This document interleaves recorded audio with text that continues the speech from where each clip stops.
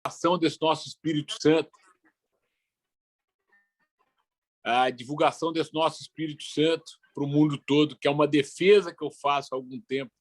Eu acho que o Espírito Santo, pela minha caminhada afora, o Espírito Santo é o Estado, sem dúvida nenhuma, com o maior potencial de ser protagonista da federação.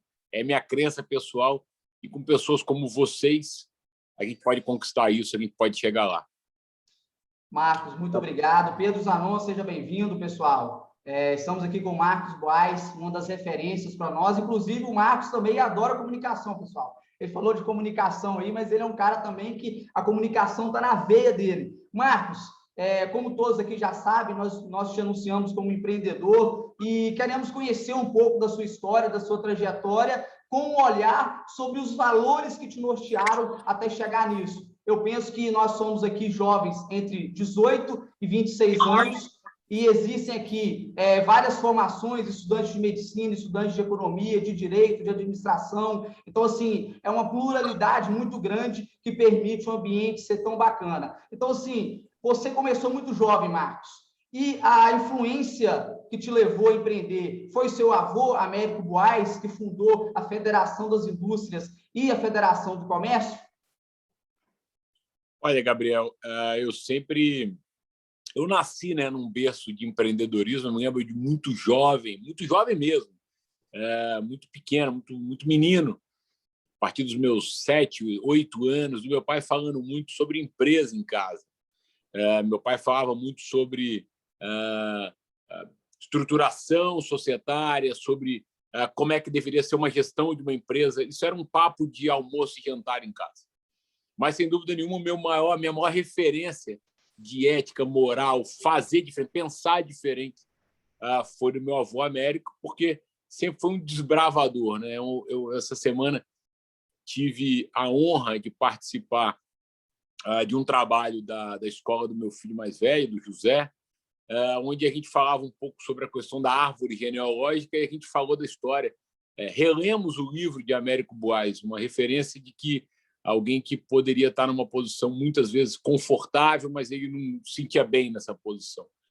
Então, isso realmente foi a minha escola, mas principalmente eu ouvia dos dois, do meu pai e do meu avô, uma coisa que foi determinante na minha vida, que foi: feliz quem faz o que ama. Independente da posição que estiver, pode ser médico, pode ser empreendedor, pode ser qualquer coisa, mas eu me sentia muito reflexivo quando jovem, depois na idade, muito de alguns aqui, a partir dos 16 para 18, foi 18 anos, uma média aí para 18 para cima, mas eu, nos meus 16, eu refletia que eu queria muito criar uma fórmula pessoal de construir uma ideia do que eu queria para a minha vida. Como é que era isso? Eu estudava, falei, puxa, eu vou em busca desse cara que é minha referência, que é meu avô. A sala do meu pai e do meu avô eram frente a frente. Então, eu fui na sala do meu pai e falei, pai, queria muito estudar e trabalhar, queria muito prática e teoria. Meu pai falou, não, você está construindo uma estratégia para poder não estudar mais, você quer só trabalhar. Eu falei, não, eu quero construir essa dobrada, né? E meu pai falou, acho que não, talvez seja melhor se focar nos estudos. Eu fui na sala do meu avô para me despedir, aí falei, vô, queria muito poder estudar e trabalhar, acho que pode ser uma oportunidade boa para mim. E ele então falou, cara, com certeza é a melhor coisa que você pode fazer é juntar essas duas coisas. Eu voltei na sala do meu pai para me despedir pela segunda vez e disse, olha, pai, meu avô achou maravilhosa a história. Não, então, respeite a hierarquia, vamos construir uma inteligência, uma ideia também. Meu pai, um cara que eu tenho uma baita admiração, porque hoje pude conviver durante essa minha caminhada com grandes nomes de empresária, né, do meio empresarial nacional, e meu pai sempre foi um cara muito focado. Então, assim, ele falou, olha, vamos construir então uma inteligência a partir disso, que é um plano de estágio para você. Você vai passar por todas as áreas do grupo. O grupo, naquele momento, tinha área de comunicação, tinha área de shopping e tinha área de alimentos. Olha, vamos começar pela área de comunicação. Agora, a gente tem um acordo aqui, que é um acordo aqui de união, aqui de força. Você não pode, em momento algum, assumir uma posição executiva. Você tem que ser estagiário, você vai olhar o business inteiro e vai formar a tua opinião. Aí a partir daquela apresentação, a gente formou uma opinião um pouco diferente do que ele tinha apresentado. Queria começar pela holding, porque o Grupo Boás ele tem essa diversificação, mas tem uma holding, que é uma empresa-mãe por cima. Eu queria entender primeiro a posição jurídica, societária, estrutural. Ele concordou. Eu fiquei durante 1 ano nessa posição, que foi como estagiário da área de holding, na época o executivo chamava José Luiz de Carvalho, foi um baita professor para mim. E aí eu conheci toda a estrutura do grupo.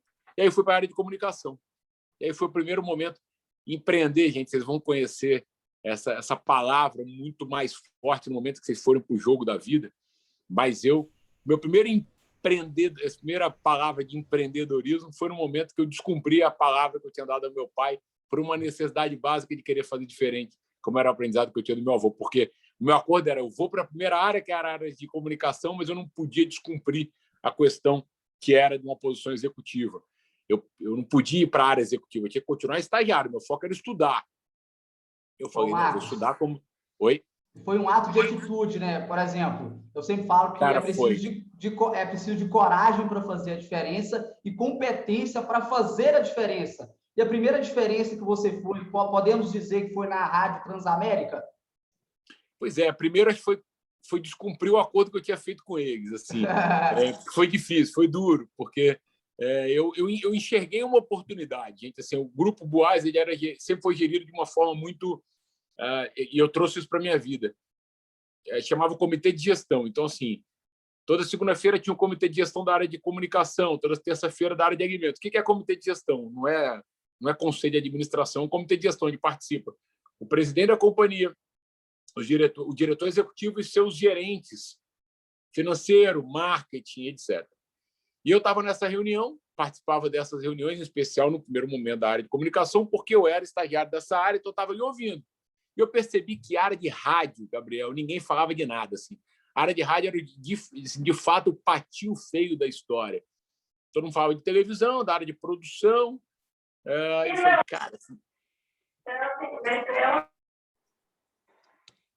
falei, cara... Assim, tem uma oportunidade interessante para descumprir esse acordo na área de rádio, porque, como era uma coisa muito abandonada, foi isso que você falou, Gabriel. Foi na época da Rádio Transamérica. Eu falei, cara, tem um gerente que está saindo, deixa eu assumir essa posição, vai ser um mesinho só e tal. Tinha 18 anos, 17 para 18. Falei, ninguém está olhando para isso mesmo, vai lá. Quase uma posição de estagiário para gerir essa companhia. Estou assistindo a aula aqui. Opa, tem alguém com áudio ligado aí. Tem alguém com áudio ligado. E, Marcos, foi por meio da rádio que depois de Transamérica se tornou a Jovem Pan e ocupou assim, grandes destaques na rádio. Depois que você entrou e começou a movimentar, a mudar a estrutura, ela ganhou uma proporção diferente. E foi por meio disso que você entrou no ramo do evento, do entretenimento, de fato? Foi, Gabriel, porque o que acontece? Eu ouvia a rádio e eu falava assim, eu como um cara que escuta o rádio, eu tinha particularmente duas coisas que me incomodavam. Uma, que rádio tem curiosidade, né? Hoje a gente está aqui fazendo, ver como o futuro é um negócio, hoje é nosso presente. A gente está fazendo uma conferência com X pessoas, se vendo. E rádio é algo que você escuta, você não vê. Então, rádio, você está aí no trânsito, numa atividade, está numa festa, ou bota a rádio para ouvir música e tal. Eu falei, rádio, todo mundo tem curiosidade de saber como faz. Então, a primeira coisa que eu fiz foi criar um slogan, a rádio que todo mundo vê. Depois, a rádio que todo mundo vê, a gente tem um shopping, né, que é o Shopping Vitória. Falei, por que a gente não bota um estúdio ao vivo no Shopping Vitória? Por que o shopping? Porque o shopping está no mall, o estúdio está ali. Bom, porque a gente vai fazer muita entrevista com artistas, com cantores e tal. Então, cria um movimento no shopping. Ao mesmo tempo, as pessoas estão vendo o que está acontecendo. 2, o que falta na rádio? Uma comunicação regional, porque rádio, na época, a gente era filiado Transamérica, a gente sabe que o Espírito Santo é muito mais conectado com uma expressão, com times, etc., com o Rio de Janeiro. Mas a gente tem a nossa identidade própria. Então, por que a gente não cria uma identificação regional? Aí, para mim, foi um marco da minha carreira, porque o que aconteceu? Eu tinha 17 para 18 anos, eu falei, precisamos para fazer uma programação regional na rádio, todo mundo vê, no meio do shopping, eu preciso de um talento humano que represente isso. Fiz uma pesquisa rápida. Quem é o maior nome da rádio no Espírito Santo? Tem um cara chamado Torino Marques, Só que o cara ganha muito bem, ele é voz padrão de uma rádio que é a Jovem Pan, que era concorrente nossa, que estava associada ao Grupo Gazeta, que é o Grupo Globo. Ao mesmo tempo, esse cara é voz padrão da televisão Globo, Gazeta Regional. Ficar como que é isso, né? Esse cara tinha dois salários e 2 empregos na maior emissora do Espírito Santo. Falei, cara, isso é impossível de sair de lá. Falei, não, chama ele para conversar comigo. Chamamos o Torino e fiz uma contratação dele. Chamei ele e conversou. Tive a honra de, recentemente, ele me dar, ele é deputado hoje, me deu aí uma honraria, que foi como comendador do Espírito Santo, que foi isso. Ele veio e falei, cara, você acredita? Ele falou, deixa eu pensar.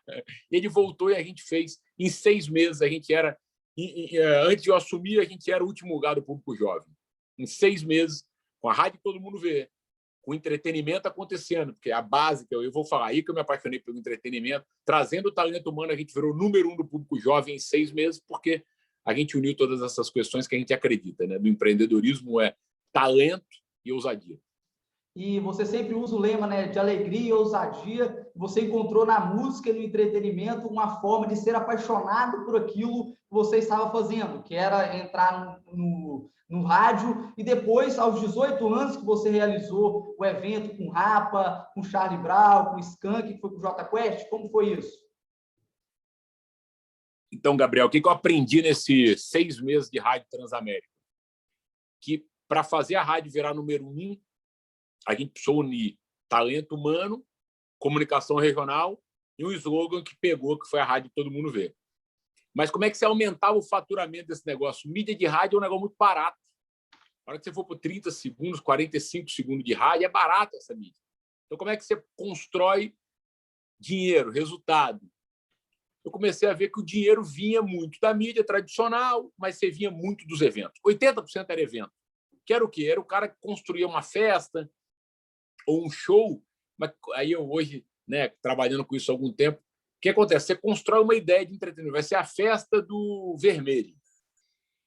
Aí você tem que construir uma atração, a estrutura de funcionário, local e tal. Aí você vai falar, vou investir agora na divulgação disso. A divulgação, você não tem dinheiro na largada. Muitas vezes tem dinheiro quando você começa a vender o ingresso. Eu percebendo isso, o que eu falei para os donos dos grandes eventos do Espírito Santo na época? Chamei eles lá e falei, deixa eu te falar uma coisa. Em vez de você me pagar, eu vou fazer o seguinte, eu tenho aqui um calhau. O que é calhau? Mídia você não guarda, né? Shoppings tem uma loja, essa aqui de patrimônio é teu. Você tem um apartamento, aquele apartamento é teu. Está fechado, mas é teu. Mídia, se você não utilizar a mídia naquele dia, aquele espaço, ele virou pó, ele virou fumaça. Então eu falei, olha, essa mídia que a gente não vai usar, eu vou dar em troca pela participação que eu quero nos eventos. Então, a Transamérica não só virou número 1 do público jovem, como aumentou, na época, 580% do faturamento. Aí eu chamei a família e falei, olha, gente, deixa eu falar. Se a gente aumentou 580% o faturamento, se a gente virou número 1 do público jovem, por que a gente não faz uma empresa de evento? Porque aí, se a gente hoje está ganhando, na época eu negociava, Gabriel, 10% ou 20% da bilheteria em troca da mídia. E aí eu falei, pô, vamos fazer empresa de entretenimento. Aí a família falou, não, isso é outro negócio e tal. Achou que você e aí eu resolvi fazer o Fora Pop Rock. Te interpretaram mal? Te interpretaram mal em algum momento, certo? Acharam que você queria fazer bagunça, festa. Como é que foi isso? Evento, né? As pessoas sempre olharam com uma percepção de festa, de farra, de uma opção de outras coisas. De fato, se você não focar, você vai fazer festa, farra e não vai ganhar dinheiro, né? Você não vai ter resultado. No meu caso, eu queria fazer de fato. Sempre foi uma coisa, sempre tive uma vontade muito grande de nunca quis ser melhor do que ninguém, nunca quis ser de verdade. A gente queria ser sempre o mais esforçado para construir alguma coisa que eu acreditava. Mas eu sempre tive vontade de fazer realmente a diferença, assim, de empreender. Empreender é o quê? Você fazer com que... Eu costumo dizer que empreender é um ato insensato, né? O sensato só se coloca numa posição muito tranquila sobre o que está na sociedade. Os insensatos são aqueles que não se confortam com aquilo que está acontecendo e resolvem fazer alguma coisa que seja realmente mudar a vida das pessoas. Então, a vontade naquele momento era, pô, peraí, vamos construir uma empresa, mas esse negócio é de diversão. Então, peraí, eu quero fazer minha história. Tenho o maior respeito pelo meu pai, pelo meu avô, os maiores empresários que eu vi atuar, de fato, na minha vida. Pô, mas eu não quero ficar aqui apenas cumprindo tabela ou sendo sucessor. Não sei nem se eu seria, mas poderia estar aí brigando por essa posição. Eu não quero fazer a minha história. Minha história pode ser menor do que a deles, mas eu quero construir a minha história. E aí eu construí um dia. Meu caminho, o Grupo Boás fica no centro da cidade. Eu estava indo aí da minha casa para o centro, eu vi uma praça, que era a praça que o Papa João Paulo II tinha rezado uma missa. Falei, putz, um evento aqui ia ser fantástico. Fui procurar saber quem administrava essa praça, ninguém muito sabia, o governo não sabia, a prefeitura não sabia bem. Eu desenhei esse projeto no meio da madrugada, e aí foi um dos dias mais felizes da minha vida, Gabriel, porque eu dei forma a um sonho que eu tinha, construí um evento chamado Vitória Pop Rock, que eram 7 bandas, 3 regionais, 4 nacionais, um desafio doido, porque para ganhar R$1, eu precisava colocar 10.001 pessoas. Aí eu fui procurar as pessoas, né? Porque eu não tinha dinheiro. Meu dinheiro era como estagiário, sei lá, devia ter hoje, no dia de hoje, uns R$8.000, talvez. Esse dinheiro que eu tinha, eu botei num projeto. Falei, cara, o que eu posso fazer? O que está na minha cabeça, eu posso mostrar para as pessoas a minha ideia. Agora, fazer o evento, eu não tinha condições de bancar. E eu procurava financiadores, inclusive minha família, os caras, tá maluco, o rei Roberto Carlos, que é o rei, 7 mil. O Roberto Carlos colocou 7 mil e o Marcos tinha que colocar 10. Tinha que botar 10, cara. Que loucura. Pô, o rei botou 7, você quer botar 10 para ganhar R$1? Você é louco. Ô, Aí Gabriel, eu falei, não, vamos tentar, né? Oi. Desculpa, queria fazer uma pergunta para o Marcos. Claro. Se possível. Ô, Marcos, você disse que para você ganhar R$1, você teve que colocar 10.001 pessoas? Foi isso mesmo? Eu acho que eu ouvi errado essa conta. É isso mesmo. Meu breakpoint even, né? O ponto de equilíbrio eram 10.001 pessoas. Até 10.000 pessoas eu pagava a conta. 10.001 pessoas eu ganhava R$1. E, Marcos, foi através desse evento que você pôde ver esse mar de gente, ver que o entretenimento realmente estava no sangue e que você foi seu grande gol, vamos dizer assim, foi seu primeiro sucesso em onde você conquistou a sua independência financeira, foi isso? O que acontece, Gabriel? Tem uma história antes, né? Que assim, acho que vale para todos que estão aqui na conferência, que é o seguinte. Eu falei, eu tenho vontade de fazer, a ideia eu achava que ia ser demarcadora. O Espírito Santo, na época, tinha um baita de um evento chamado Vital, que era uma referência, que era um carnaval fora de época na praia de Camburi, e não tinha um grande evento de pop rock. Falei, puxa, a gente tem uma tendência de ousadia para a gente conseguir estruturar aí uma plataforma que não seja só você assistir o show, que era uma Praça do Papa com um grande palco para 7 bandas, mas tinha uma tenda de música eletrônica, tinha uma tenda para vender roupas regionais, tinha panela de barro, tinha acessórios regionais, então era um centro de entretenimento. Então, nunca tinha acontecido isso no Espírito Santo, pelo menos até aquele momento. Então, na hora que eu comecei a estruturar, eu tinha muita confiança daquilo. Como é que você ganha dinheiro com o evento, pessoal? Como é que você se financia com o evento? Bilheteria, você vende o ingresso, bar, o que você vende de bebida dentro daquele show, e patrocinador. Essas 3 formas. Patrocinador, Espírito Santo, naquela época não tinha nenhum. Assim, os caras não entretenimento, evento, esquece. Público, eu precisava de ter boas atrações. E bar, eu precisava de ter gente no espaço. Aí que aconteceu uma coisa muito maluca, que eu contei do Torino, né? Então, eu criei na época, uma guerra com a Jovem Pan, eu como Transamérica, que eu tirei a maior referência deles, de cara que era a voz padrão, chamada da novela era a voz do cara. E aí eu fui lá na empresa da família, falei, a minha ideia é essa, o projeto é esse. Os caras falaram, cara, que ideia muito louca, não esquece.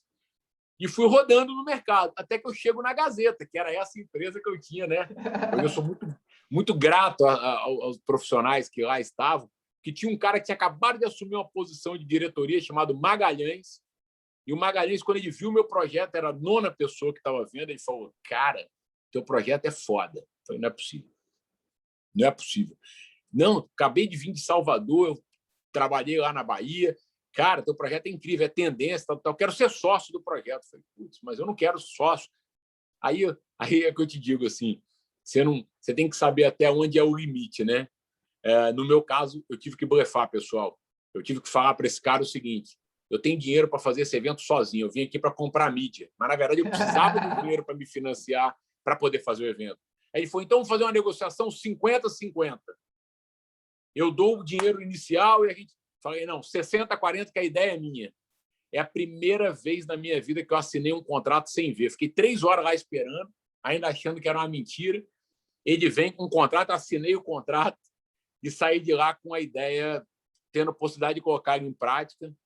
E graças a Deus o evento foi um sucesso. E realmente foi, né, eu brinco com os amigos que jogam futebol, não tenho esse talento, mas deve ser a mesma sensação que eu tive naquele show, a sensação de fazer um gol no estádio lotado de Copa do Mundo ou de um grande festival, porque foi lindo. A gente conseguiu colocar 28 mil pessoas. Legal, e aí ali eu tive a condição de sair ali para o meu caminho, para trilhar o caminho que eu tenho até hoje, que é o caminho de fazer o que eu acredito, fazer o que eu amo.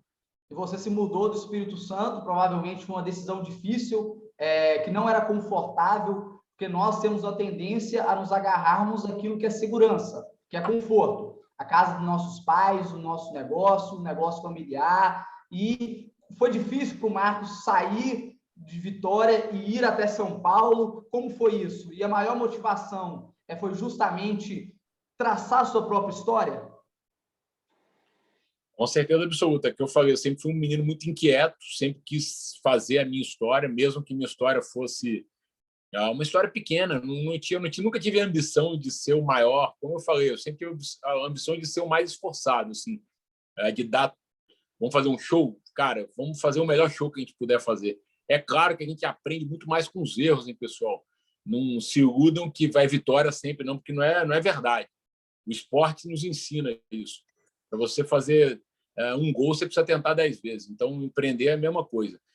Mas, com certeza, ali eu falei, puxa, é uma oportunidade que eu tenho de tentar e ali construir o que eu acredito, que é uma história de um cara determinado, que busca o que acredita, e eu tinha uma humildade, sabe, Gabriel? Sempre caminhava comigo, de dizer o seguinte, na cidade ou no estado, se eu quiser trilhar a minha história, eu vou ter sempre a sombra. Cara, tenho o maior orgulho de quem eu sou filho e sou neto. Mas eu queria fazer a minha história. Era na história do Américo Buás, o Américo Buás filho, a história do Marcos. E para isso eu tinha que ir embora do Espírito Santo. Eu não conseguiria fazer a história que eu tenho hoje se fosse no Estado, porque o Estado, imagina, hoje a gente ainda está discutindo isso, imagina 21 anos atrás.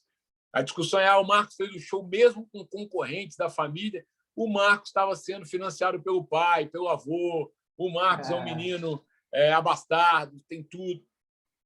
Se eu escolhesse o caminho que eles quisessem, de fato, eu poderia ter essa história e não seria um cara feliz. Eu precisava ir embora do Espírito Santo. Chorei demais, gente. Madrugada, muitas dúvidas. A hora que você vai embora, você olha para o estado de uma forma muito peculiar, porque é meu estado, é o lugar que eu amo, é o lugar que meu caminho do escritório há algum tempo é Marginal Pinheiros e Marginal Tietê. Eu não estou olhando para a praia, né? A praia me norteia, é minha referência. Então, eu tive que abrir mão de muita coisa assim, para eu construir o que eu acredito ser a minha própria história. Não é fácil. Ninguém que queira construir qualquer história, independente de ser de família, projeto familiar ou projeto não familiar, construir qualquer história, ela demanda renúncia, ela demanda humildade, ela demanda muita dedicação. Quando você cansar de trabalhar um pouco mais. E, pessoal, eu sempre falo algo nos eventos, estava até brincando com o pessoal antes, quando a gente vê certas histórias, certas personalidades fazendo esse tipo de game change, que é o quê? A mudança, que é de Vitória para São Paulo, eu saio da minha segurança, da minha família ali e vou embora. O Marcos, nesse momento, sempre nos ensina algo que eu busco entender das pessoas, que é os 2 momentos mais importantes da vida de uma pessoa. Alguém aqui sabe? Já gravou isso? Só vou deixar vocês falarem. O momento que você nasce, o momento que você descobre o que fazer da vida? Exatamente. Foi aí que o Marcos descobriu o que ele quer fazer da vida, que é levar entretenimento para São Paulo. Ele vai falar um pouco sobre como foi levar entretenimento para São Paulo, que foi algo magnífico, que ele vai nos contar. Primeiro, só o Gabriel do Carmo, antes do Eduardo Basso. A pergunta, mano. Oi, estão me ouvindo? Tá ótimo, estou te ouvindo, Gabriel. Marcos, você citou o Torino, Marcos e a Vital, que o próprio Torino também começou com um dos organizadores da Vital, que foi o Américo, esse ano, para tratar sobre como os empreendedores da área de entretenimento estavam agindo à pandemia. Então, você, como uma referência da área, como que você acompanhou eles de perto? Como que foi o plano de ação para eles agirem durante esse período que estavam parados? E uma segunda pergunta, como é ser multimilionário, famoso, e ser conhecido como marido da Vanessa Camargo? A primeira pergunta eu não ouvi. Não consegui entender, desculpa. Gabriel, seu áudio está um pouco ruim. Se você puder fazer a pergunta aqui no chat, eu posso estar lendo para o Marcos. Pode ser? Pode ser. Ótimo, faça aqui que eu vou ler para ele. Meu professor, Eduardo, gostaria de fazer a pergunta? Gostaria. Boa tarde a todos, primeiramente. Boa tarde. Boa tarde, Marcos. E o que eu queria saber de você é o seguinte, normalmente, nessa história de empreendedorismo, a gente ouve muito os louros que foram colhidos ao longo do processo. Eu sou um admirador da sua história, entendeu? Obrigado. Não conhecia a fundo, li por causa desse encontro aqui. Mas o que eu quero saber de você é justamente uma coisa que você falou, dos percalços, né? Das 10 tentativas para conseguir fazer um gol. Eu queria que você contasse um pouco das 9, entendeu? Das suas 9 tentativas frustradas.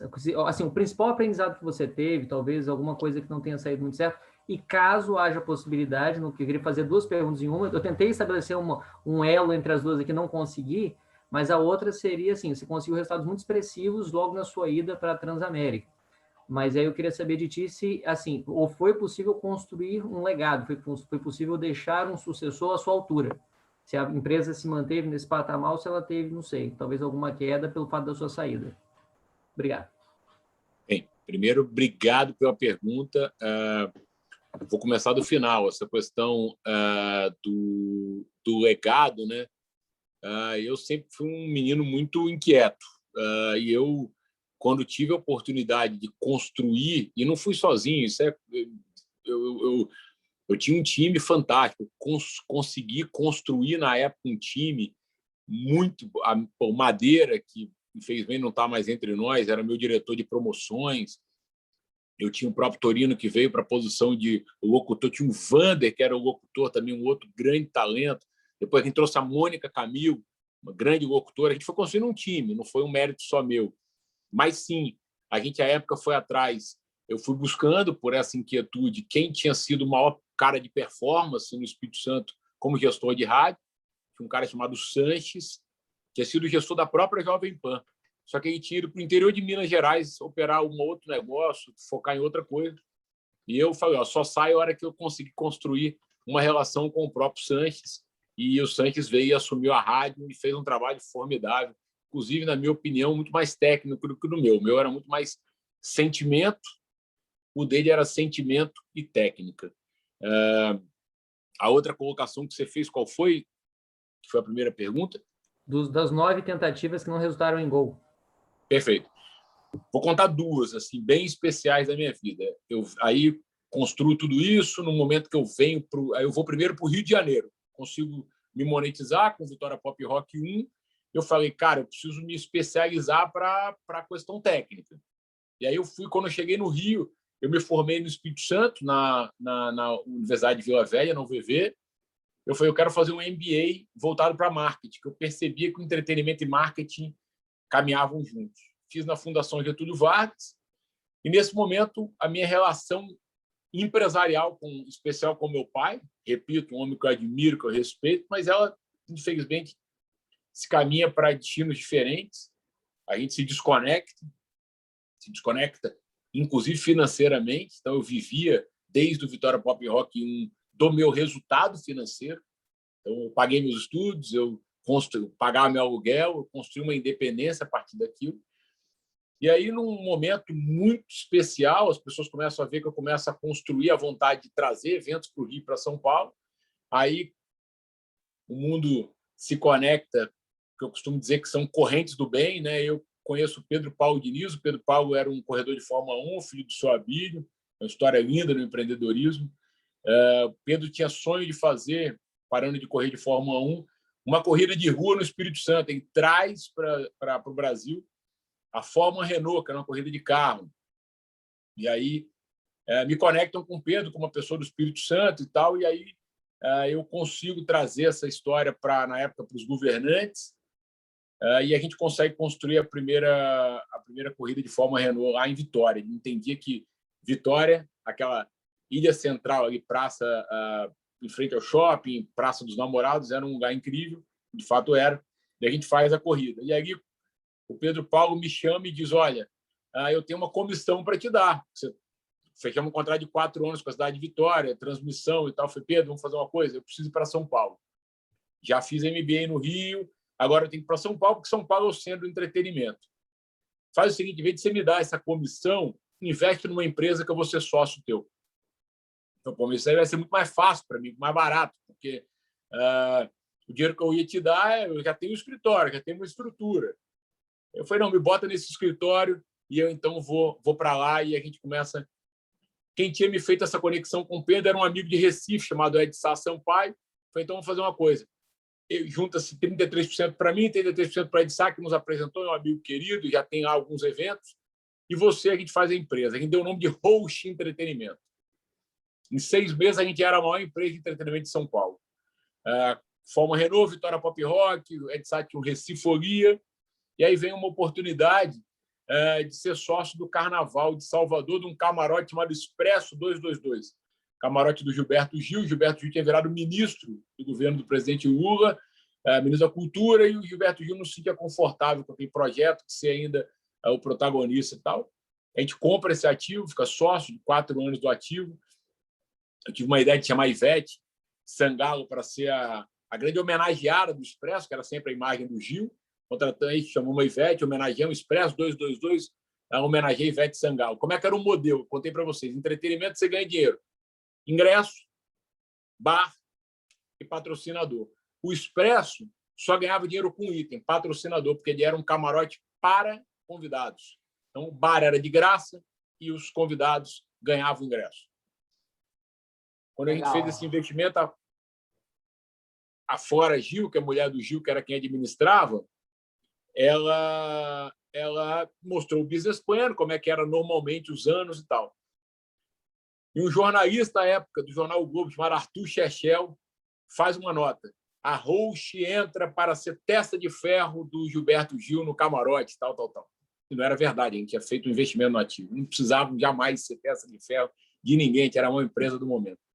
Mas aquilo fez com que as empresas de patrocínio se esquivassem, deixassem de querer investir. Era algo que eles já faziam há tantos anos.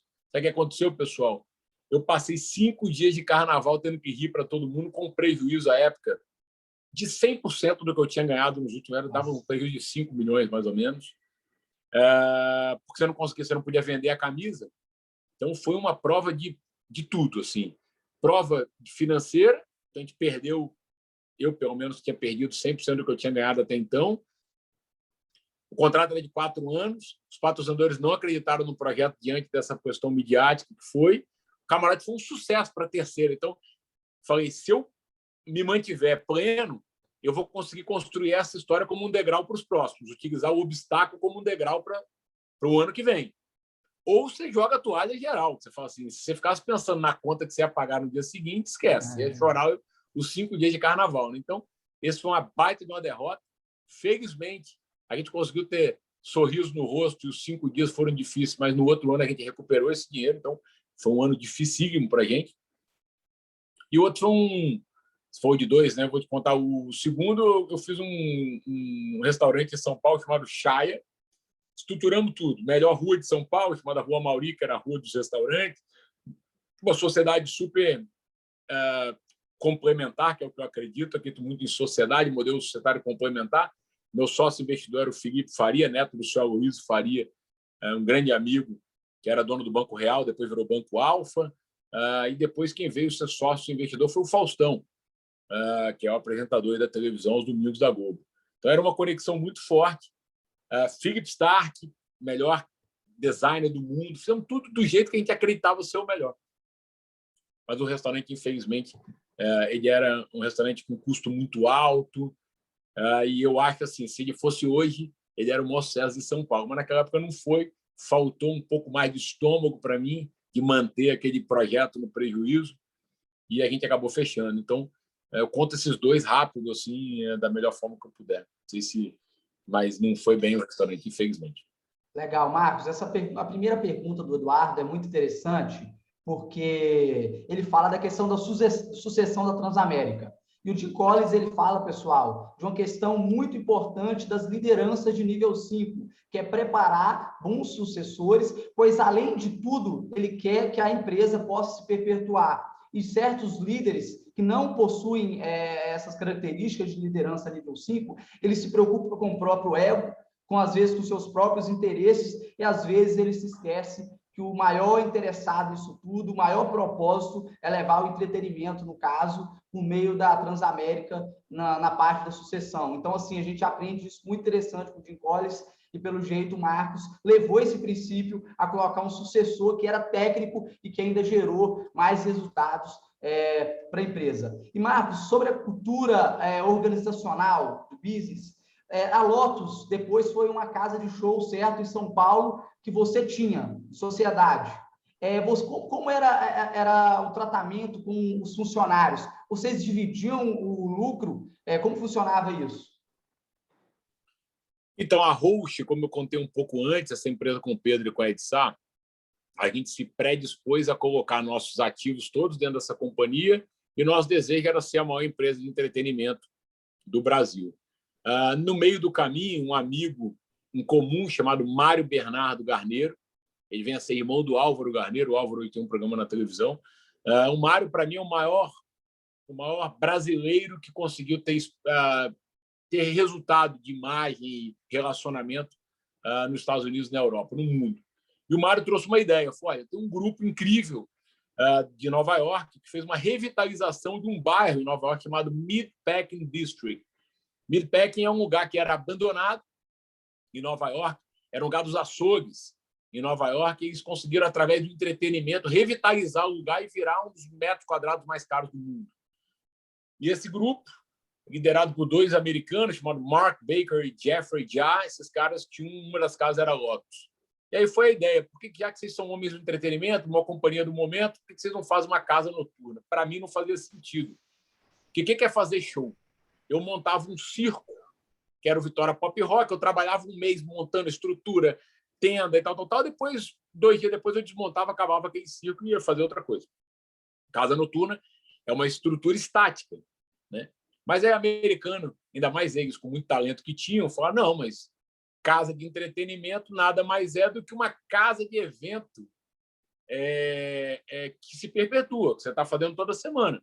Todo dia tinha show, no caso, na visão do norte-americano, todo dia tinha que ter show, né, Marcos? Exatamente, cara. Ele falou para mim, pô, a gente abre Nova York 7 dias por semana. Eu falei, não, mas aí, calma.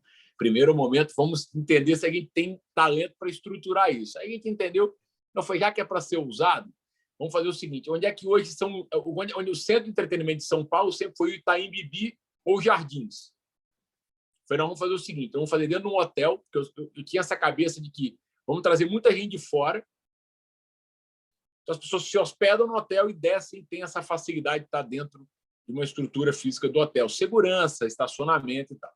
Cara, a Folha de São Paulo, na época, me deu uma porrada gigante. O capixaba que está achando que vai mudar a estrutura de entretenimento de São Paulo. Falei, ótimo, que bom. A porrada faz da gente... No meu caso, eu me fortaleço muito com as críticas. Assim, eu uso muito, tenho humildade de reconhecer quando eu estou errado, mas naquele momento eu sabia que a gente estava estruturando uma coisa muito maior do que eles, inclusive, tinham ainda a percepção do que era. A gente fez a Lotus.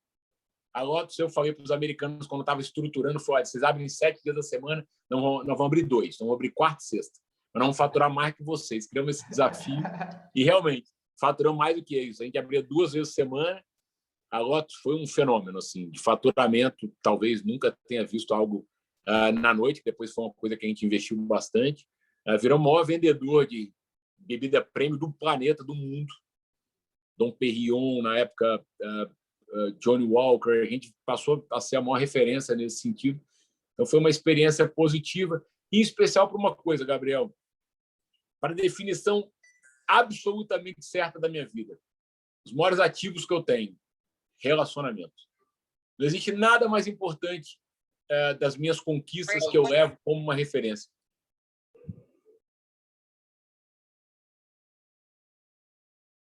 Marcos, ficou mudo. Opa. Voltou. A casa noturna bem estruturada, é o que eu disse, eu tive a oportunidade de entender que o maior ativo que eu construí na minha vida, desde então, são os relacionamentos. Eu sempre falo, Marcos, que é o fé. Eu falei na abertura desse semestre que são coisas importantíssimas para nossas vidas e, sem dúvida, o relacionamento entra, que a formação, o Marcos, ele, como ele disse, formou em administração pela UVV, a nossa capixaba, e depois fez pós na Fundação Getúlio Vargas. E existe a questão da experiência, que é o E, e o R é de relacionamento. Sem essas conexões, muitas das nossas vidas não seriam as mesmas. Natan, gostaria de fazer uma pergunta?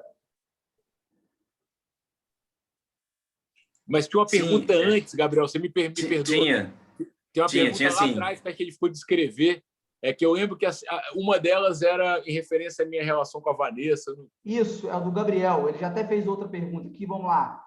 Eu vou pedir só um favor, Gabriel, minha internet está um pouco ruim, me dá 30 segundos só para conectar aqui. Claro, sem problema. Eu fico online, eu continuo.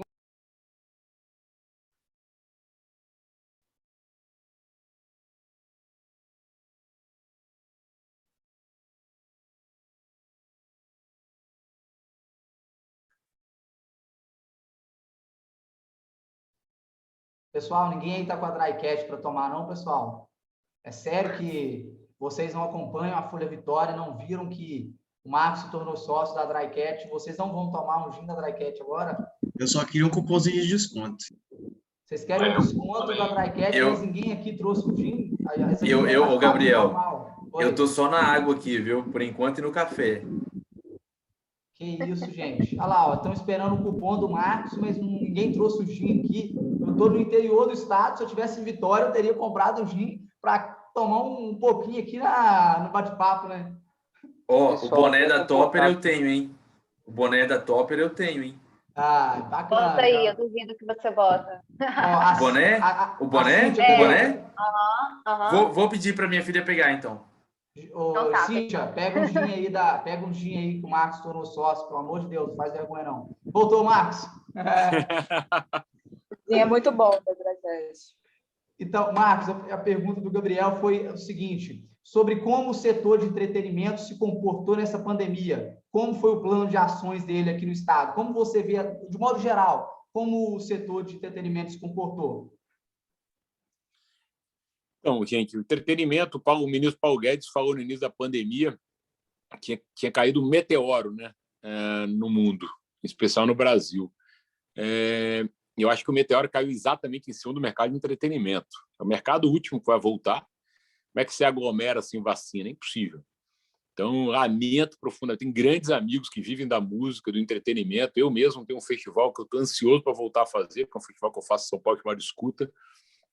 Mas são vidas, né? A gente está falando de uma questão básica e necessária, são vidas. Então, é impossível entreter nesse momento. Mas eu sou otimista. Eu acredito que o mercado de entretenimento vai voltar muito maior do que um dia foi. Eu tenho dito para os grandes amigos que vivem do segmento, vamos planejar, vamos aproveitar esse momento para planejar, para fazer melhor, para quando a gente voltar com tudo. Mas acho que, se for uma pergunta política, eu acho que o mercado político, entretenimento em geral, foi desrespeitado por eles.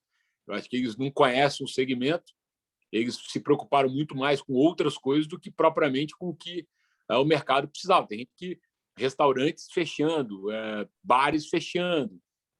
Então, deveriam estar abertos? Cara, eu sou defensor da vida. Então, no momento que a gente está vivendo, ninguém queria estar vivendo isso. Estava falando isso com meu filho hoje, de 9 anos. Meu filho falou, pai, eu não aguento mais ficar em casa, eu não aguento mais esse momento. Mas, filho, a gente aqui, o cara lá na França, o cara é um problema mundial, não é um problema meu, nem teu. Acho que as vacinas demoraram, acho que, com todo respeito eu sou brasileiro, assim, quem é o presidente atual, eu torço para que dê certo, seja lá quem for, porque eu sou brasileiro, eu quero que o meu país dê certo. Agora, convenhamos, a vacina demorou, é a única solução que tem a vacina para as vidas e para a economia. Então, acho que, lamentavelmente, o mercado de entretenimento não foi bem assistido.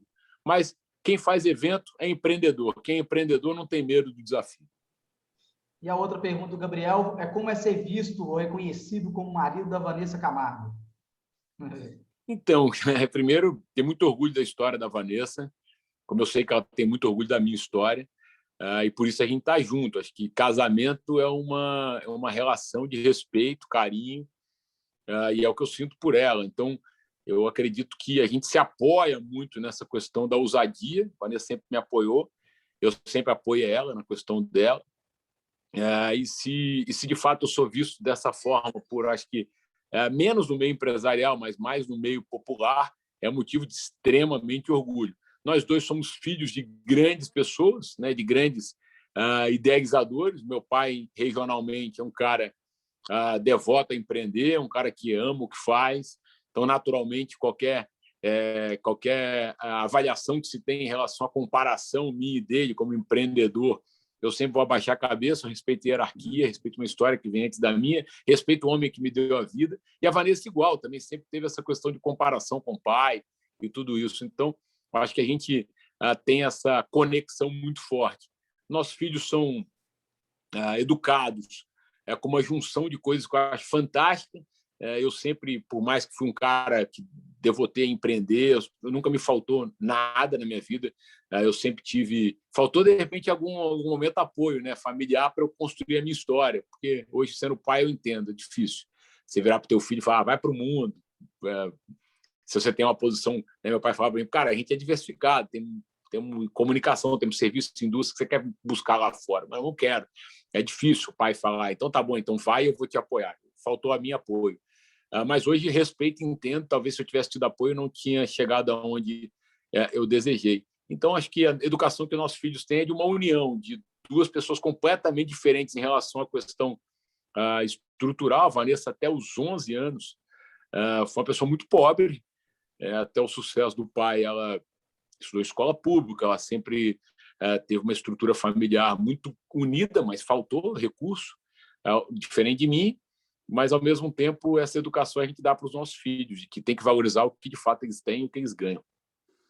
E antes de fazer a pergunta do Gabriel, que é algo bem interessante, o Marcos, depois da Lotus, vai para a Royal e chegou a ter 14 casas noturnas, né, se eu não me falha a memória, diversificadas, mas existe um momento aí que ele sai, troca aí a noite pelo dia.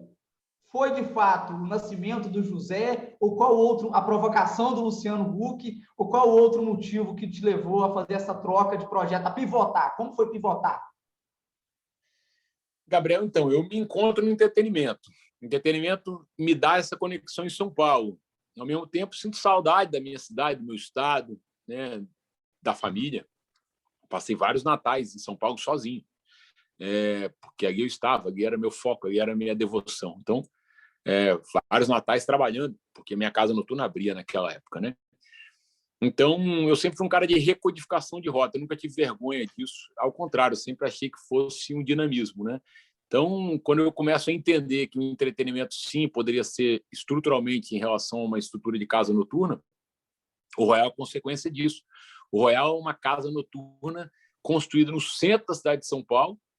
Quem conhece São Paulo vai saber, é centro mesmo, Consolação com São Luís. Eu me lembro de ter levado um grande patrocinador à época lá no ponto que virou o Royal. Ele falou assim, eu falei, cara, você acha que você conseguiria me apoiar aqui e tal? Ele falou, zero de chance. Aqui o cara não vem nem de carro blindado, aqui o cara vem de carro forte, porque um monte de mendigo na rua. Então eu falei, não, mas isso é Nova York. O Royal foi um grande sucesso, foi 8 anos de grande, graças a Deus, muito trabalho, muito sucesso. E, de fato, credenciou a gente a ser a maior administradora de casas noturnas e restaurantes na época do Brasil. E uma noite do Royal foi isso mesmo. Assim, uma noite a gente estava fazendo uma festa bem legal, assim, um grande resultado. O Luciano estava lá. O Luciano é um amigo, um cara que eu sou muito grato. Assim, sou muito grato ao João Paulo Diniz, irmão do Pedro, ao Ed Sá, ao próprio Luciano, ao Álvaro, irmão do Mário. Foram pessoas que... São Paulo, pessoal, é uma monarquia, tá? Ou você participa das famílias tradicionais aqui, ou você é visto como um caipira que veio para cá tentar a vida. Então, não tem moleza aqui. E os caras me estenderam a mão, e o Luciano, em especial, nesse dia, falou para mim, cara, você vai ver disso aqui até quando? Eu falei, pô, o Luciano tá de brincadeira, essa casa lotada, estou ganhando dinheiro, está dando resultado. Não sei o motivo da provocação. Mas ele falou, cara, nunca esqueça de uma coisa, quando uma porta se fecha, outra se abre assim sucessivamente. Ele falou, eu tive uma experiência essa, eu construí uma inteligência nesse sentido, eu fui dono de casa, não fui promotor, fui dono de casa, né? Construí até chegar onde eu quero, onde eu desejo. aquilo não fez sentido nenhum para mim. Depois, aí, 8 anos depois, ou 7 anos depois, o José, a Vanessa fica grávida, e aí eu falei, cara, não sei da onde, do além, veio essa voz do Luciano me lembrando dessa fala. Falei, caramba, eu sou muito devoto, muito dedicado às coisas que eu faço. E como é que eu vou devotar o meu filho a uma nova etapa da minha vida? Casa noturna, eu saía de lá 2, 3 da manhã, não era o cara que participava da parte administrativa, mas estava lá recebendo as pessoas, participando de uma forma muito ativa. E realmente, José foi um provocador indireto de que eu precisava mudar a recodificação do meu caminho, mas principalmente sair no momento mágico, assim, o melhor momento de faturamento, de resultado que eu podia estar vivendo naquela época. Vendi para um fundo todas as casas de uma vez, e aí me capitalizou para eu poder seguir um novo caminho. Mas nesse meio do caminho, com o Royal, eu crio uma nova empresa chamada Nine, que também me abre muito a cabeça para esse segmento de marketing e gestão. Aí você pega a parte de entretenimento do Marcos e a parte de esporte do Ronaldo Fenômeno e cria a Nine, que era gestão de carreiras e grandes eventos esportivos. E foi um sucesso também, né, Marcos?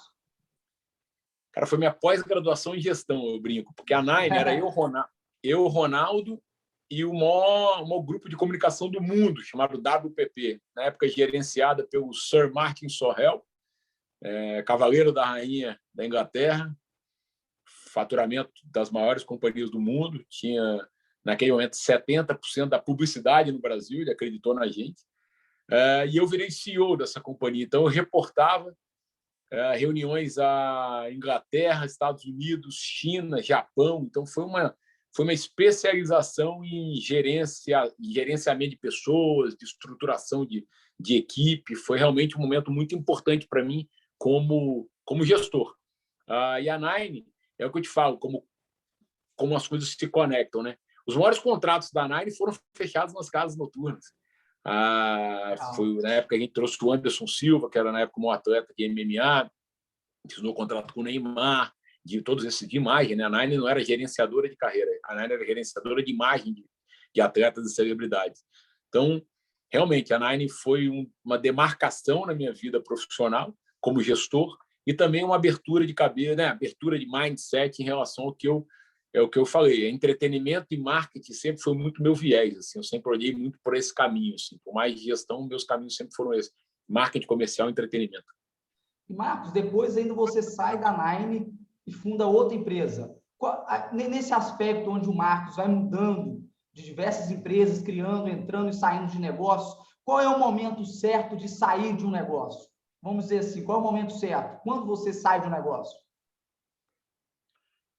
Gabriel, veja só, eu fui criado empresarialmente por 2 homens que tinham o patrimonialismo como parte da sua visão empresarial. A visão do meu avô era uma empresa familiar que os sócios eram os filhos. Aí vem meu pai, com a mesma cabeça. Quanto mais participação eu tiver, mais satisfeito eu estou, porque o negócio passa a ser mais meu. Eu respeito muito essa cabeça, mas eu não penso igual. Eu penso que sociedade é um ato complementar. Então, você busque sócios que te complementem. Ao mesmo tempo, você tem a humildade de entender que você não é bom em tudo. Ninguém é bom em tudo, é impossível. Quem disser que não é impossível. E aí, eu acredito que aquela frase de que as pessoas, para darem certo, elas devem ter a barriga no balcão, faz sentido, porque eu, quando trago sócios complementares, sou eu e eles acreditando naquele sonho e correndo risco sobre aquele sonho, né? Então, eu acho que essa composição faz com que siga adiante.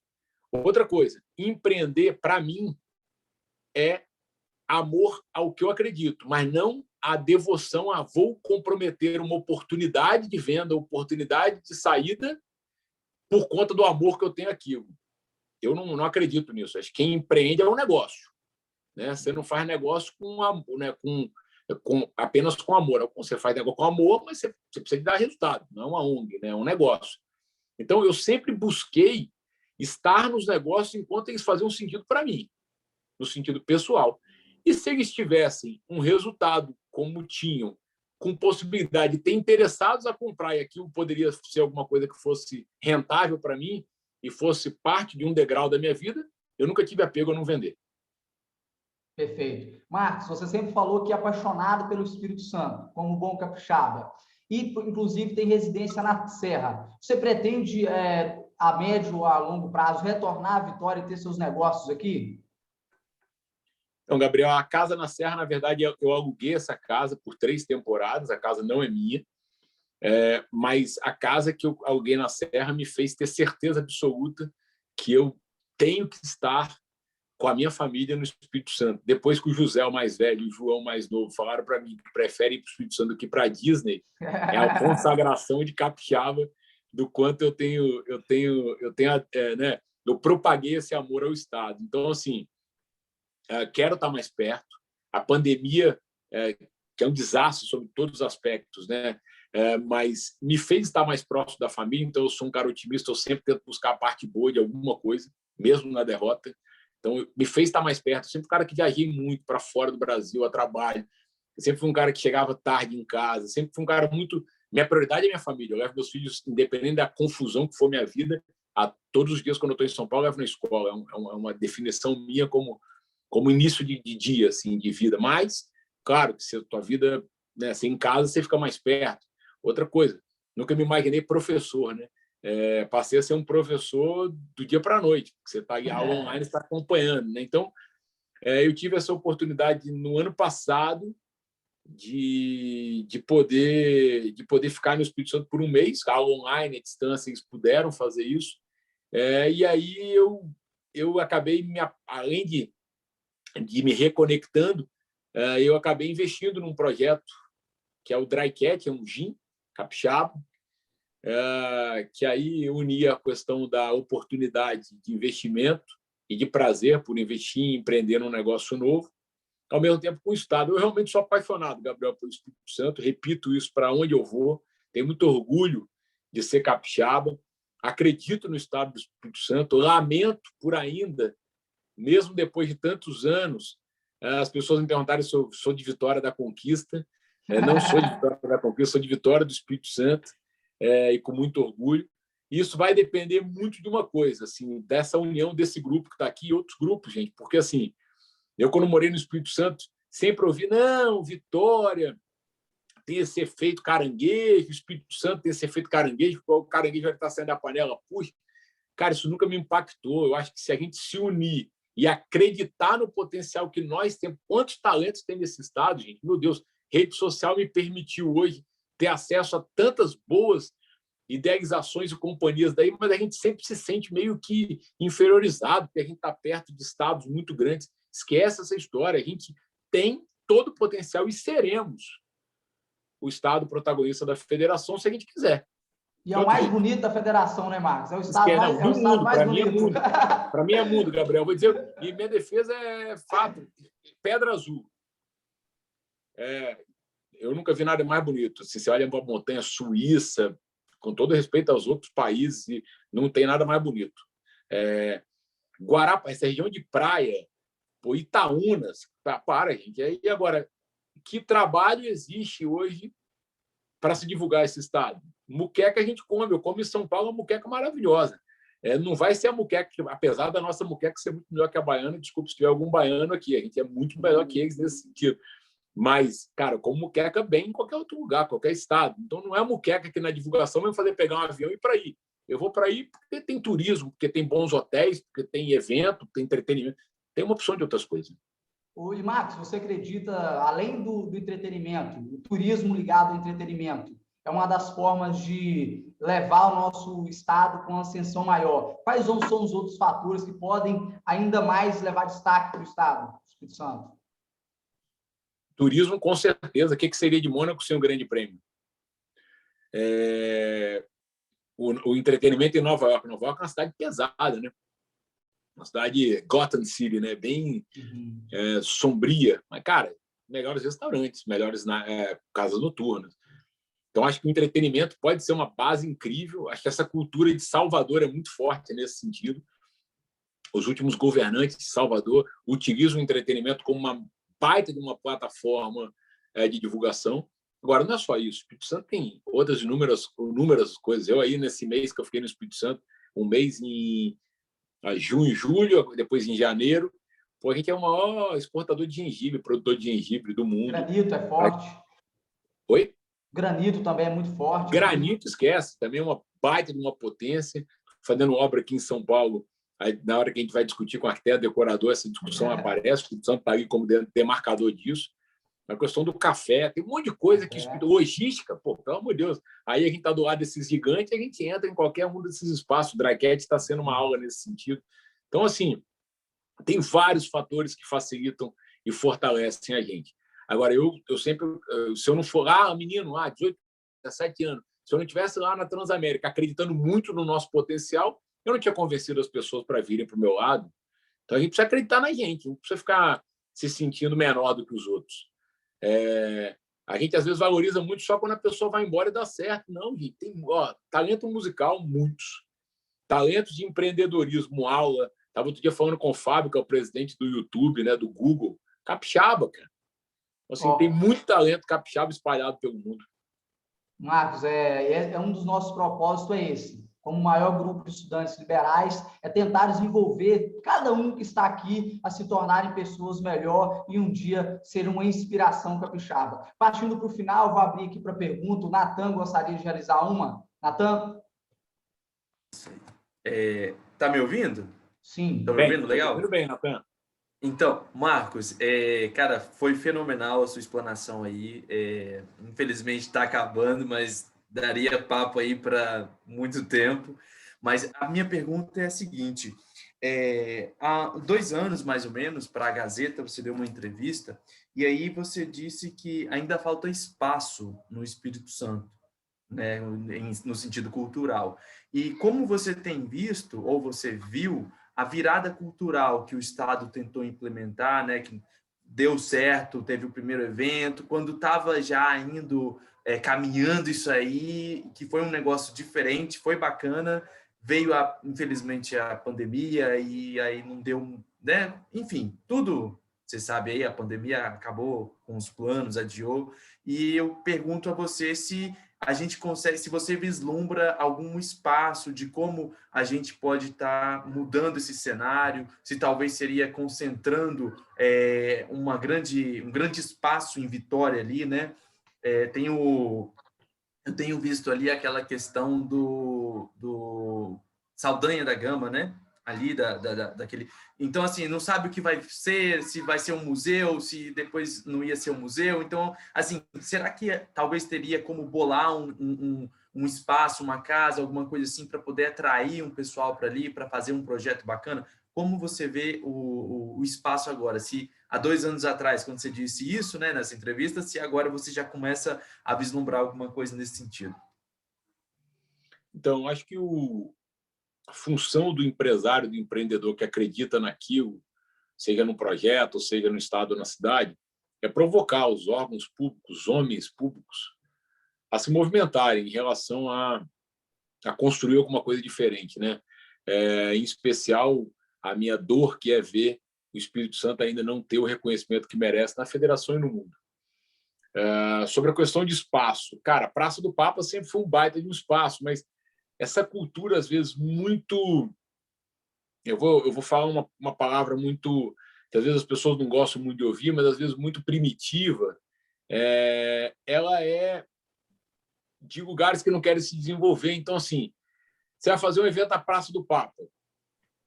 Mas não pode mais na Praça do Papa, porque os moradores da região não aceitam o evento, porque senão atrapalham. Claro, se eu morasse num lugar e tivesse evento todos os dias, seria absolutamente incômodo.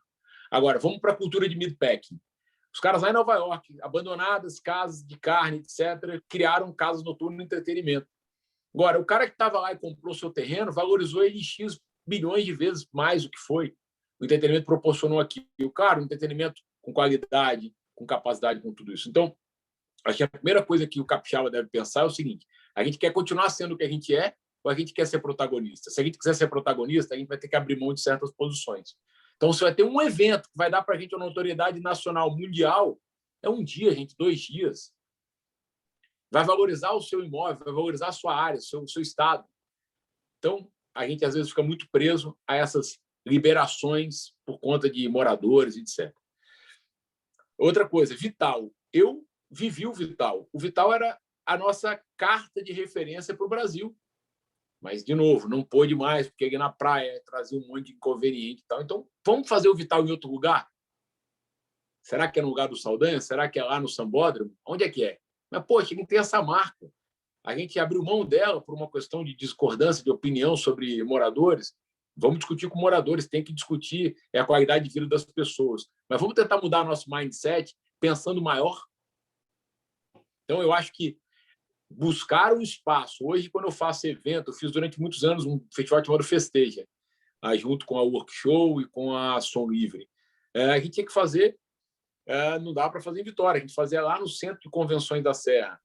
É um lugar legal? Claro, a Serra, para mim, depois que eu vivi lá quase que, né, não sucessivamente, mas durante 2 meses, fico apaixonado por Manguinhos, pelas praias, pela estrutura que é a Serra. Mas aquele lugar em especial, que é o Centro de Convenções, não mostra o que é nosso estado. Quando você bota um drone, um helicóptero, filma, não dá para ter noção do que é o estado do Espírito Santo. Então, sim, eu acho que a gente tem que achar lugares, não só esse do Saldanha, ou Sambódromo, ou outros. Eu provoco o morador do Espírito Santo para que a gente entenda que talvez fazer evento aí pode trazer um transtorno momentâneo para aquilo com responsabilidade, mas que aquilo pode dar uma visibilidade que a gente não tem e, consequentemente, vai valorizar coisas que são dele. E, mudando esse pensamento, eu acho que a gente tem tudo para poder protagonizar aí a nossa posição. Legal, Marcos. Sara, tem uma pergunta? Bom, ei, Marcos, tudo bem? Gostaria de parabenizar pela sua história e o que você tem feito hoje e admiro muito seu trabalho. Eu gostaria de fazer uma pergunta acerca dos recursos humanos. Eu vi que você participou de muitas empresas e atualmente acredito que você deve investir também, como você sempre está de olho nas empresas capixabas ou até mesmo aí em São Paulo. Eu gostaria de saber o que você procura no que tange a recursos humanos, trazendo valores ou habilidades. O que você mais procura quando vai tratar, por exemplo, de um investidor ou funcionário? Por exemplo, você quer investir em alguma coisa, o que você procura de recurso humano para que você vislumbre um bom investimento? Sara, grande pergunta, porque para mim nada é construído sozinho. Veja bem, desde a época da Lotus, do Royal, eu tinha o prazer, talvez fosse o momento mais incrível do meu ano, eu fazia sempre um evento final do ano para dar 16º, 17º salário. Por quê? Porque eu gostava sempre da visão de dividir com as pessoas que ali estavam o êxito que a gente teve. Claro, não teve resultado, não dá para dividir. Mas quando tem, por que não dividir com integralidade e com justiça? Outra coisa, vou pegar um exemplo, que exemplo é melhor para a gente poder materializar o que a gente fala. Na época da Nine, tinham 2 executivos que eram, digamos, 2 protagonistas da minha gestão. Um era o Rafael Coca, que cuidava das celebridades, e outro era o Rafael Pinho, que cuidava da parte de publicidade da Nine. Eu percebi ali no meio dessa história da Nine uma oportunidade de um novo negócio, que era o que o Anderson começou aqui. Como é que a gente ganhava dinheiro com o Anderson Silva? A gente ganhava dinheiro com ele utilizando marcas antes de entrar na luta e no ringue, né? Lá no octógono. E aí a gente percebeu que começou a ter uma demanda das pessoas querendo patrocinar o post dele. Na época não tinha Instagram, não tinha Facebook, tinha só Twitter. Então tinha as marcas falando, quando eu estiver indo para a luta, de falar, tô aqui tomando um energético, tô aqui comendo uma barrinha de cereal. Falei, puxa, tem uma oportunidade. Chamei os 2, criamos a Spark, que é uma empresa que conecta marcas com as celebridades, influenciadores e cria um match de comunicação. E esses 2 estavam lá, eu falei, vamos comigo, vamos assumir essa posição de empreendedor, nunca tinham sido só apenas executivos, e vieram para ser sócios da empresa, e hoje a gente, graças a Deus, é o maior do segmento. E eles vieram com uma posição de empreendedor. Então, de novo, construímos a Spark juntos, mas entendendo que eles são sócios iguais a mim, que tive a ideia e o pontapé inicial, e me cerquei de pessoas melhores do que eu. Então, minha base de recursos humanos é distribuir com as pessoas que acreditam naquilo, ter sociedades complementares, trazer as pessoas que são primordiais do projeto para sócias da empresa, para a responsabilidade do emprego, não só ficar no fixo, no comodismo, mas vindo para a posição de risco. E, de novo, sempre construir através de conselhos, de comitês, grandes discussões para que a gente possa minimizar o risco de errar, porque acho que errar hoje custa muito caro.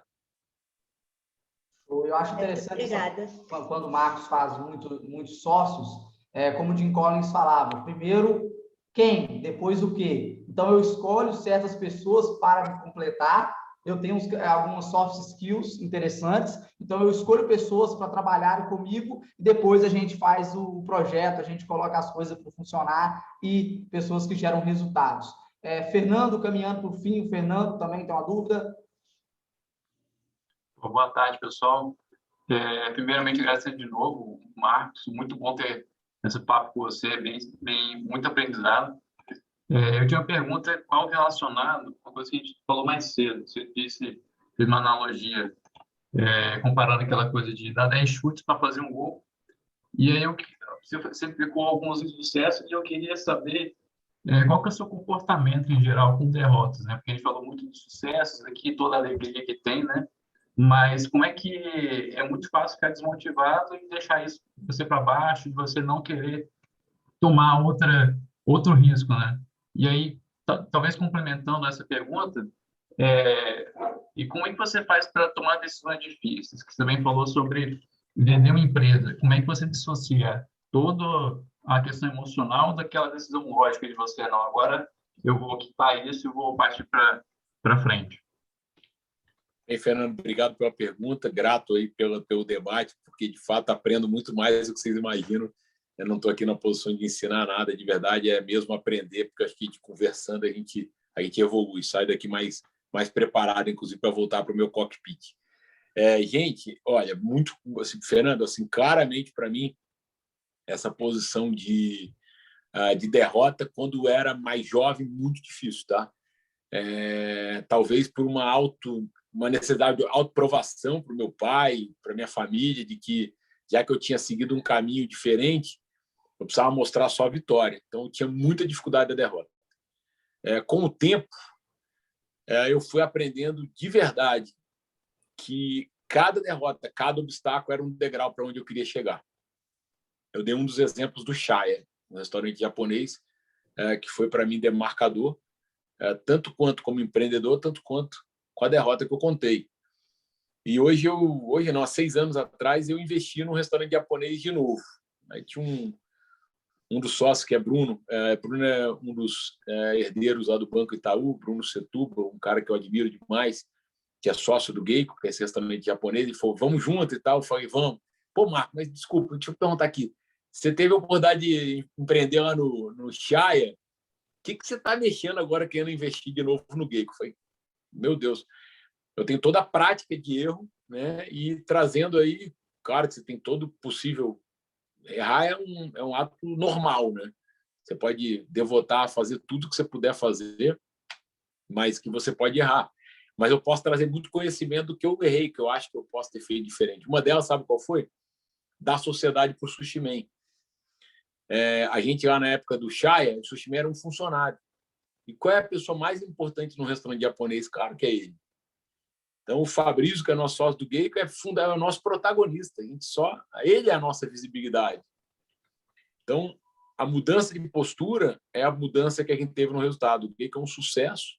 E eu não parei lá no Shaya na hora de, puxa, aí você falou de amor e questão de business plan versus FIG.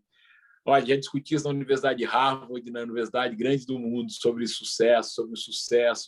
Eu digo uma coisa que os professores ficam, às vezes, até assustados, mas eu digo que 50% meu é número, business plan, resultado, né? Você anota, caneta aí, o que pode dar de número, custo, resultado, EBITDA. Os outros 50% são sentimento. Minha lógica sempre foi essa. Ótimo, perfeito, Marcos. É uma característica das lideranças de nível 5, apaixonadas pelo resultado. Para finalizar, pessoal, só mais 2 perguntas aqui. Isa, Corona. Oi, boa tarde.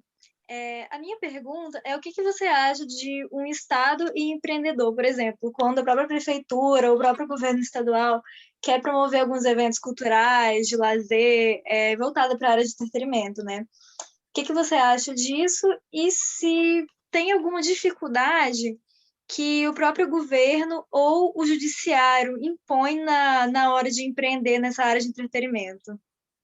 E também, além do espaço, o que você considera que é a principal dificuldade da pessoa que já está nesse ramo de empreendedorismo e da pessoa que quer começar a empreender no entretenimento? E que medidas que o governo e a prefeitura poderiam tomar para isso, para ajudar? Tá. Primeiro, obrigado pela pergunta. Veja só, entretenimento demanda liberações jurídicas estaduais e regionais. Então, você não faz evento grande, médio, pequeno sem liberações, né? Mas é o que eu falei. Eu, pelo menos, senti isso na pele. Eu fiz o Royal em Vitória. Esse Royal de São Paulo eu fiz em Vitória. Eu fiz em Vitória licenciando a marca Royal, participando do conselho. O que eu vi? Eu vi uma dificuldade muito grande, essa cultural. Veja só, uma das coisas que era princípio básico, a gente tem que cuidar da região que a gente está. De que forma? A gente vai ter que ter uma proteção acústica mais forte que puder para não vazar um áudio, um som, para não incomodar os vizinhos. E a gente fez tudo perfeito nesse sentido. Abrimos a casa. A casa, graças a Deus, um baita de um sucesso. Era ali na Praia do Canto, em Vitória. Era num shopping, mini shopping, na Praia do Canto. Eis que a casa vem e começa a se transformar num sucesso e muita conversa e muita propagação de mídia. Eu entro num voo indo para Vitória, senta do meu lado um senhor. Falou para mim, eu sou presidente da Associação dos Moradores, nós vamos fechar a casa que o senhor é dono. Então, eu falei, primeiro o senhor é você, oh Deus, pelo amor de Deus, não estou entendendo nada que está acontecendo. Eu sou conselheiro de um comitê, de um conselho, né, que participa da discussão e sou licenciador dessa marca. Mas o que está acontecendo para vocês fecharem a casa? Eu não sabia de nada, está vindo para uma noite da casa. Está tendo muita bagunça em volta da casa, mas aproveitei de ir para 6 para. Cheguei, falei, pessoal, encontrei um senhor dentro do voo, falou para mim que vai fechar a casa. Não vai fechar, não vai fechar, imagina. É que está tendo um transtorno ali na hora que as pessoas saem da casa. Na hora que as pessoas vão embora, tumulto, as pessoas irem embora, falando alto e tal. O poder de polícia do Estado. Falei, vamos pedir um requerimento ao Estado para que tenha polícia aí fora. Não é responsabilidade mais nossa, é da rua. Mas enquanto o Estado não nos der esse apoio, vamos botar seguranças privados. Trouxemos segurança privada. A gente foi autuado pelo Estado, porque a gente não pode fazer segurança na rua, a gente é proibido. Tem razão, mas eles têm que fazer, eles não faziam. Então, a gente tinha alvará, a gente teve avaliação de que nem tinha ruído saindo, tinha batida de som e nem ruídos. E a casa foi retirada do alvará, à época, né, dos licenciadores lá da casa, porque os moradores se uniram e quiseram fechar a casa. Isso não acontece em outros estados, gente. Eu, pelo menos, empreendi em 14 cidades. Nunca vi isso acontecer, mas vivi isso em Vitória. Então, a iniciativa pública pode ajudar ou atrapalhar. Eu sou defensor de que picaretagem, coisas ilícitas, eventos que atrapalham a população e que devem transtornar os lugares, elas devem ser impedidas. O órgão público deve impedir isso acontecer. Agora, se são coisas que vão melhorar o Estado, que vão construir a imagem do Estado como uma referência nacional, eu acho que a gente precisa desse apoio. Então, eu não sou defensor, eu acho que o Estado, a prefeitura, os órgãos públicos, elas não precisam estar investindo, pegando dinheiro que podia estar sendo alocado em saúde, educação, em princípios básicos, eu acho que o Estado deve se preocupar. O resto, eu acho que tem que ser iniciativa privada. Eu sou defensor do liberalismo também. Minimamente, tem que apoiar como? Avaliando bem o que é certo e o que é errado. Apoiando esse tipo de conceito. Apoiando esse tipo de conceito, o empresário voa, o empresário tem condição. Quando eu vivi isso, eu de verdade, confesso a vocês, fiquei tão triste, porque eu falei assim, eu sou um defensor do Estado, defensor da cidade, tenho alvará, fui avaliado com uma proteção acústica boa, mas estão fechando a casa. Foi um baita de um prejuízo. As pessoas me têm como uma referência, como um capixaba que saiu do Estado e tal. Que homem de negócio vai querer investir no Espírito Santo depois disso? Estava liberado, estava autorizado. Então, acho que minimamente, a posição jurídica e a posição empresarial junto ao órgão público, é só do órgão público dar tranquilidade e avaliação para o empresário trabalhar. Ótimo, Marcos. A gente sempre leva isso, pessoal, remetendo ao nosso herói capixaba, Domingos José Martins, que morreu pela liberdade e sofreu na pele o que é essa falta de liberdade, o que é essa burocracia e o que é o Estado, muitas das vezes, atrapalhando do que ajudando os empreendedores. Pessoal, eu vou precisar de liberar o Marcos. Eu sei que é um prestígio, é uma honra muito grande tê-lo conosco e a vontade de fazer várias perguntas, estar aqui com horas com ele. Espero que a gente tenha essa oportunidade de um dia presencialmente tê-lo conosco aqui para bater um papo. Por favor, o pedido é meu, hein, Gabriel? Pois é, Marcos. Vindo aqui no estado, seria uma honra levar o pessoal do GDM aí para conversar com você melhor. Várias perguntas aqui, mas realmente eu vou ter que fazer esse bate-bola aqui para a gente finalizar. Marcos, coisa rápida. Um livro para indicar para o pessoal. Cara, um livro que demarcou minha vida empresarial. Eu sou muito de biografia, gente. Eu, desde muito jovem, assim, porque eu acho que biografia, você se espelha nos acertos e erros do outro, né? Da história do outro. E um cara que mudou minha vida empresarial era Jack Welch, que era um cara que faleceu agora há pouco tempo, e ele escreveu um livro, O Mundo de Jack Welch, que é um mundo... ele era presente, ele fez uma reformulação na época na GE, na General Electric, e para mim foi um livro fantástico. Estou lendo agora, nos últimos dias, um livro sobre o Barack Obama, que também tem sido muito inspirador para mim. Um momento inesquecível. Pessoal, nascimento dos meus filhos. Profissional, Vitória Pop Rock. Perfeito. Um princípio. Ética, moral, princípio básico que eu tenho na minha vida pessoal e na minha vida profissional. Uma pessoa que te inspira, Marcos. Américo Buarque, meu avô. Sua maior riqueza, então, seria a família, vamos dizer assim? Absolutamente minha família. Nada mais importante, a pandemia trouxe isso, né, Gabriel? A certeza de que não somos melhores do que ninguém, dinheiro não faz a diferença quando você tem um princípio básico da vida, não tem diferença de cor, de posição social, somos todos iguais. Então, a família, nessa hora, a hora que você está em casa, você percebe o quanto ela é valiosa e ela é importante para você fazer qualquer coisa na vida. Pessoal, eu ia fazer uma pergunta se o Marcos tinha algum grande arrependimento, mas como liderança de nível 5, como liderança que nós aprendemos no livro, grandes profissionais, eles pegam experiências ruins, momentos difíceis e até mesmo alguns erros e tornam isso combustível para continuar lutando e buscando bons resultados na vida. E Marcos é um exemplo de humildade para nós, Marcos. É uma satisfação muito grande tê-lo aqui conosco.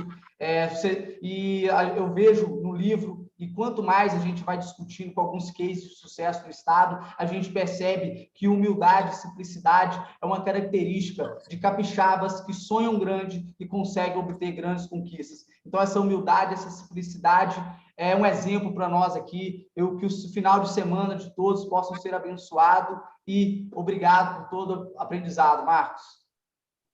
Olha, Gabriel, deixa aqui uma mensagem. Eu sou uma pessoa apaixonada por leão.